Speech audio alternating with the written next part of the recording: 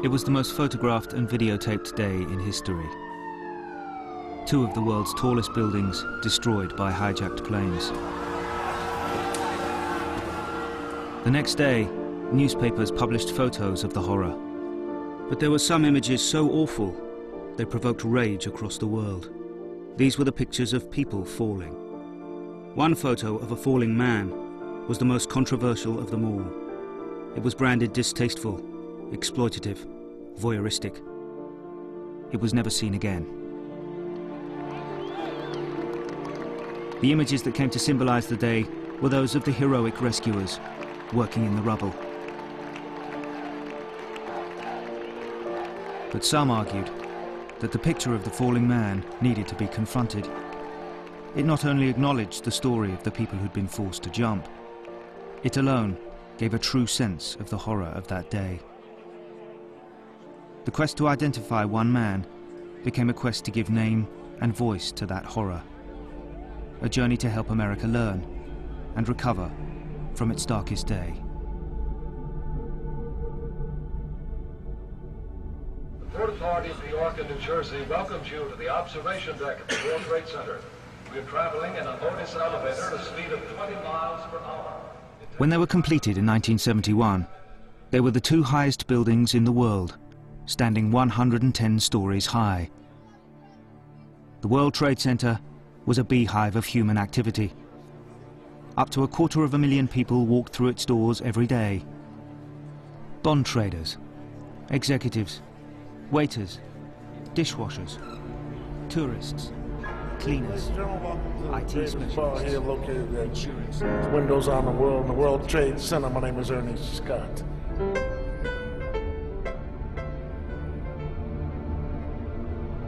Please watch your step as you exit.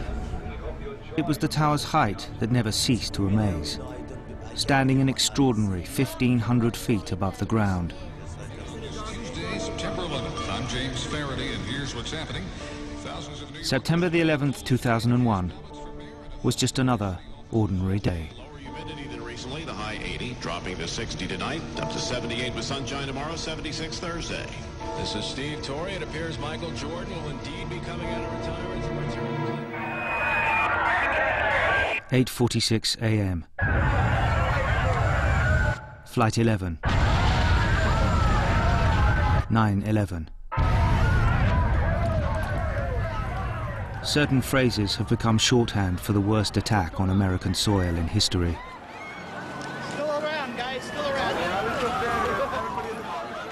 When it was all over, the world preferred to remember the heroic images of the rescuers and how the American spirit had prevailed.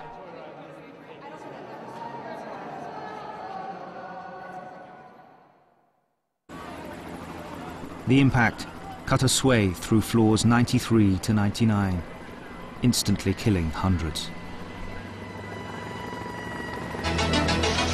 Almost immediately, broadcasters began to transmit images across the world. Let's get this live update from 1010 Wins correspondent. And I'm looking at the World Trade Center. Initially, most people could only react to the breaking news.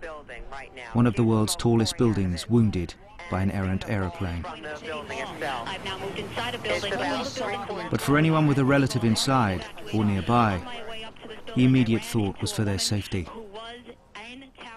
I turned to my computer and I typed, hey, are you there? Meaning, are you at work? He worked for Bloomberg LP.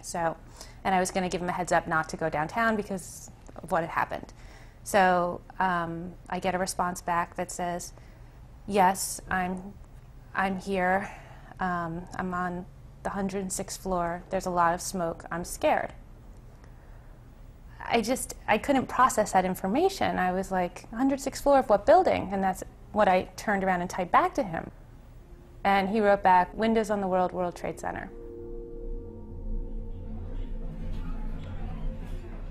Peter Alderman was one of 170 people at Windows on the World restaurant that morning. There were diners, chefs, waiters, and kitchen staff. Michael Lomonaco, the executive chef, would have been there too, but he was running late because he had stopped at an optician's. How could that happen? How could a plane on this beautiful, crystal clear, blue sky day, you know, run into the building? How could that happen? I started to take stock of, you know, who's up there, what's happening at windows. I tried to take a mental roll call to try to recall who was there at that moment.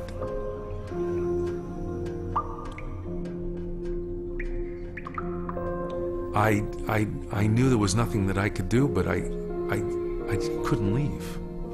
And all I could think about were my friends, my colleagues, my coworkers. And trying just desperately to pray that they could get out, that they could get to the fire exits, get down those fire stairs. But for nearly 1,000 people on the upper floors, there was no exit. They were trapped. The plane had sliced through the elevator shafts. The emergency staircases were impassable.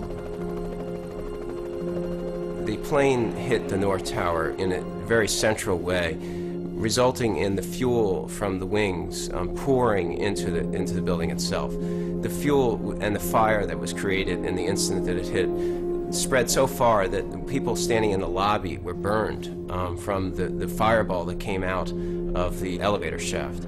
And you could see the smoke coming out from all the way up above Windows in the World within minutes of the impact. Those that could get out did. But for the others above the crash site, the heat and thick smoke was already making it difficult to breathe. In some places, impossible. But the watching world could only guess at the terrible conditions inside. Only those in direct communication realized that the danger had spread far beyond the crash site, and that casualties might number, not into the tens, but into the hundreds, even thousands. I was freaking out. I was crying, and my boss came into my office, and he's like, you know, it's okay. It's just a fire. They're going to put it out, and you know he's okay. So I wrote back again to him saying, can you get out? And he wrote back, no, we are stuck.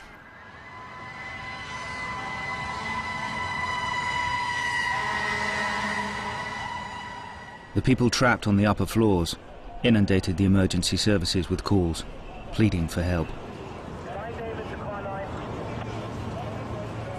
At the point of impact, temperatures were reaching over 1,000 degrees centigrade. As the flames consumed everything in sight, the smoke was becoming increasingly toxic. In desperation, windows were broken to let in fresh air. This only made things worse. For some people, there was only one option left.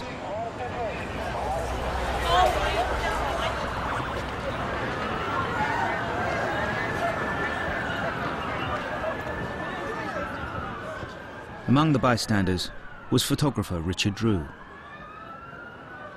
I was standing between a police officer and a woman EMS worker, and all of a sudden the woman says, oh look, and she pointed up, and we both looked up, all three of us looked up, and the people started coming down from the World Trade Center. Bodies were falling, so I